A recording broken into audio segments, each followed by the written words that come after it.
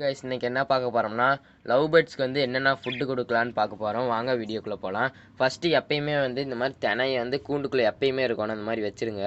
அப்புறம் ரெண்டாவது வந்து இந்த மாதிரி கேரட்டை வந்து சின்ன சின்னதாக சீவி உள்ளே அப்படியே வச்சுருங்க, அது சாப்பிட்டுக்கும். அப்புறம் பீட்ரூட்டும் அதே மாதிரி தான், இதே மாதிரி பீட்ரூட் மேலே இருக்க தோல்லாம் சீவி அது சின்ன சின்னதாக இருக்கிறத அப்படியே கொடுத்துர்லாம்.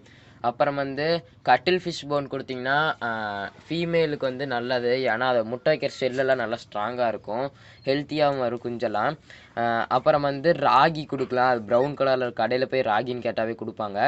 அப்புறம் வந்து கம்பு கோதுமை இந்த ரெண்டுத்தையும் வந்து ஊற வச்சு ஒரு துணியில் போட்டு கொஞ்ச நாள் கட்டி வச்சிங்கன்னா அது வந்து அப்படியே முளைச்சி வரும். அதை அப்படியே வந்து கொண்டு வந்து கொடுத்துருங்க, அதுவும் நல்லது தான். அப்புறம் பச்சை பயிறு அதே மாதிரி கொடுக்கலாம், பச்சை பயிறு முளை கட்டி வந்து நீ கொடுக்கலாம்.